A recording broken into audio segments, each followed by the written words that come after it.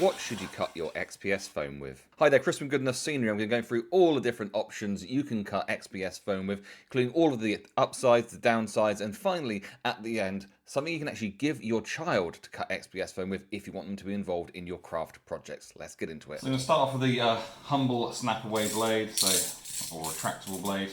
Now, this is kind of your staple thing, and I picked up this and a smaller one on Amazon. I'll put a link in the description. And I found these to be really, really good. And as a tool for your work, they're pretty useful if you want to, cut through something with a half decent level of accuracy. Then they're not bad at all.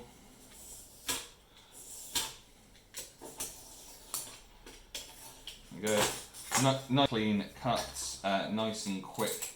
So what's the downside of these? Well, the downside of them is that technically you shouldn't, and it says it on most of them, you shouldn't extend it further than 2 blade lengths because they can snap off. So, I do this and I get told off by people for doing this. I think it's okay to do it as providing that you're not putting a huge amount of force. If you're putting it all the way out there and you're trying to really hack through something, then this will snap and it will slip, and that is when it's dangerous. I think that outside of that, it's not too bad. So if you wanted to cut through something that's thicker, you can do it with this. So let's say you wanted to cut a little bit off of this. You just work your way through slowly on it, and then extend it a little bit further.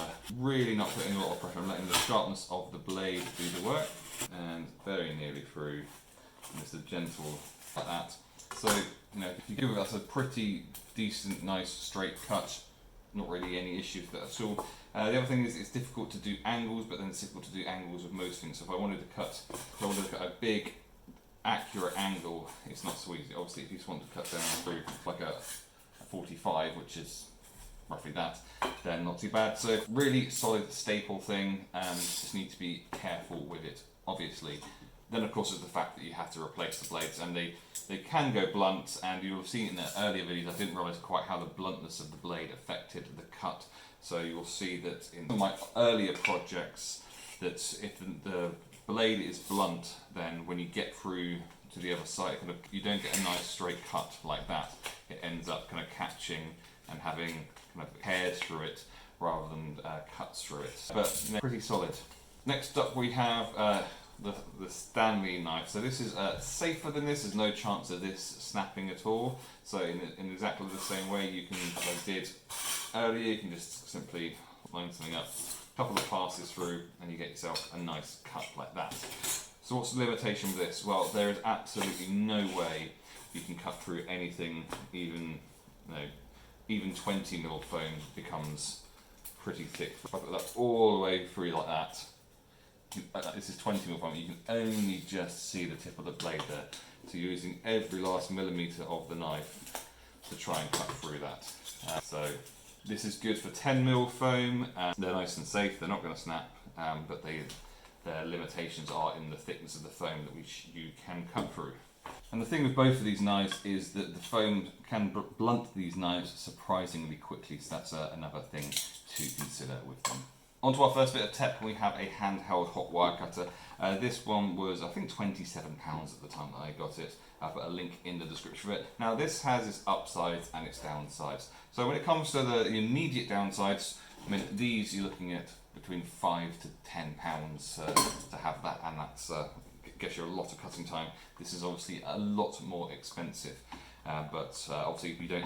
But there are upsides to it as well. So let's talk about. I'm going to talk about the downsides again first. So obviously I've cut nice straight cuts on this. Now if I want to cut a nice bit off of this, it is doable, but that is not as neat as it could have been. And if I wanted to cut off an angle, again, it's doable, but not as that is much more easily done with the knife. So the other thing is the speed at which you have to work using it. So if I start cutting through this here and stop partway through, if I want to come back out again, I have to be incredibly careful with it. And you'll see that where I stopped for just a fraction, that starts heating up this bit of foam and melting it, so that it's no longer a straight line. So that kind of ruins that to a degree. So it isn't the one for working with thin foam accurately.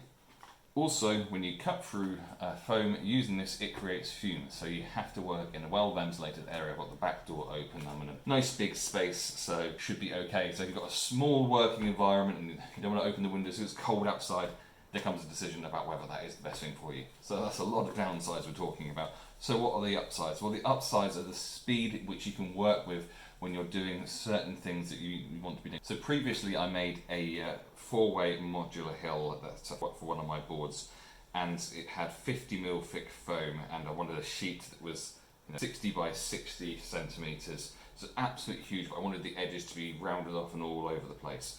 This was absolutely perfect for that, because let's pretend that this is the edge of one of those big boards. What I can do is I can just run this through, doing it, have the thing going off at an angle at the edge of the board, but being able to cut through this and wiggle it around and change the angle that it's going at all the way through gives you kind of this really random, awesome cliff edge. This could be easily turned into a cliff edge. So for things like making rocks, if I wanted to make a rock out of this, and just chuck that through like that,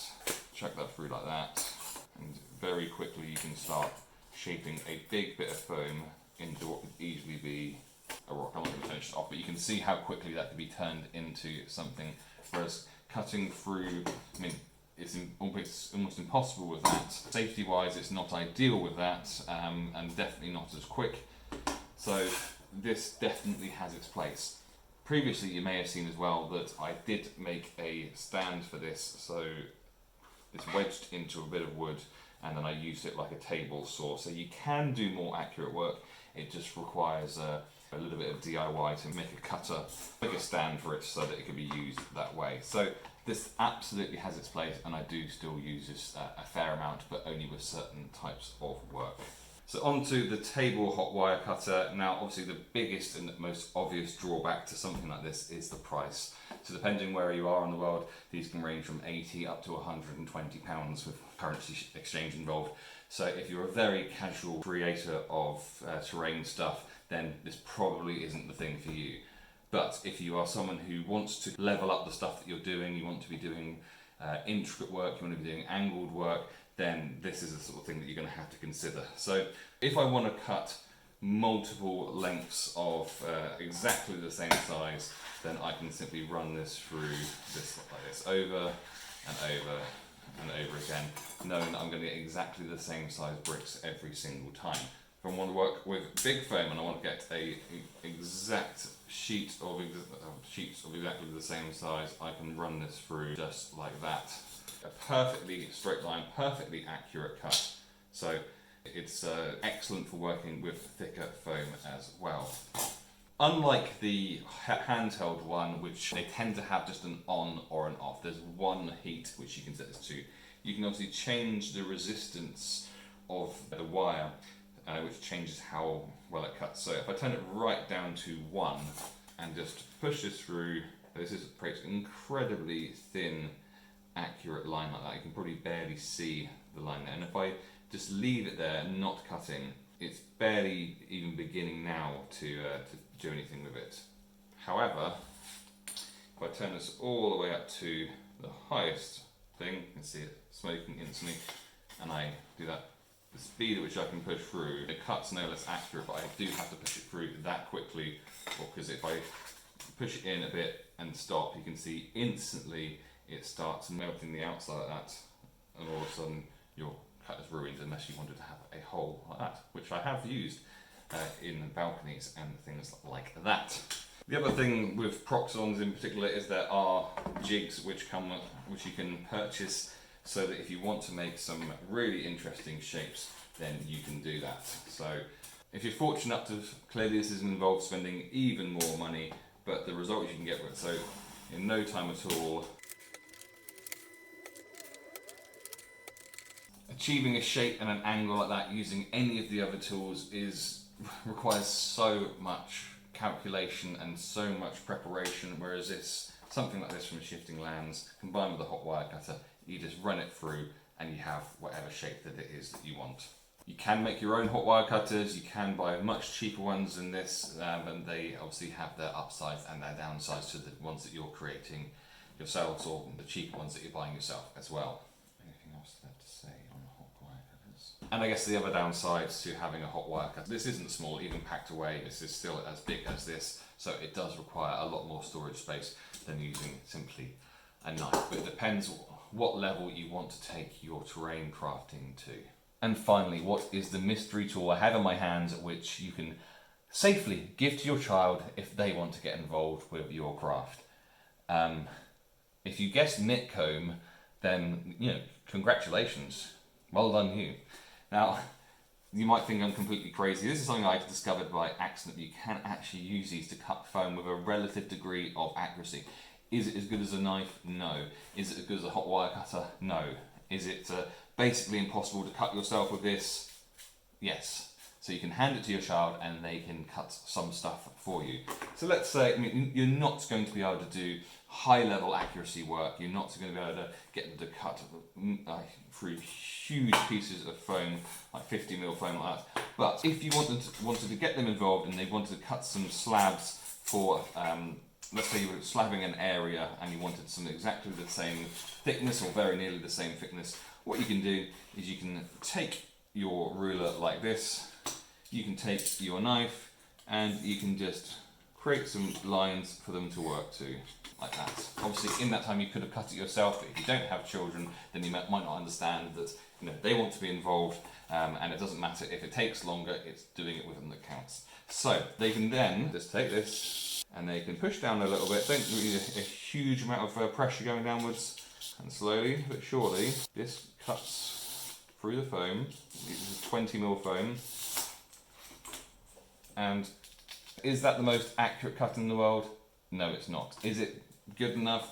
It probably is. You can also do it as a backwards and forwards type thing. So you're literally sawing through it and the plastic teeth just want to split through like that. And again, is it perfect? No. Is it straight? You know what? That actually is. And it's pretty, you know, it's probably not quite as quick as a knife, but it's not a lot slower. And that you can leave your child doing that knowing that they're not going to, that if they slip, it's a comb at the end of the day. They cannot hurt themselves with it. Now, you can do larger cuts as well, and you can get them to, if they have the capability, you can get them to hold a ruler like this. Once that's a little way in, you know, you've got a groove they can work into. 20mm is about the limit of thickness that you're going to be able to cut through with this. Again, is that perfect? No. Is that straight? It pretty much is. Now, depending on what your needs are, this is absolutely perfect for getting your child involved with your craft, knowing that they're going to be safe cutting up the foam for you.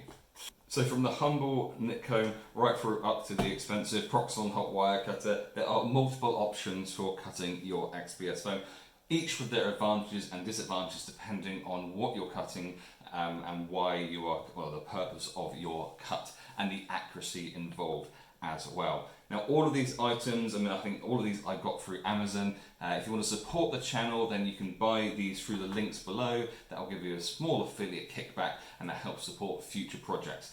Really hope you've enjoyed this video. If you have, then please click the like button, please subscribe to the channel and hit the notification bell so you know when the next video is out, and I will catch you for another video soon.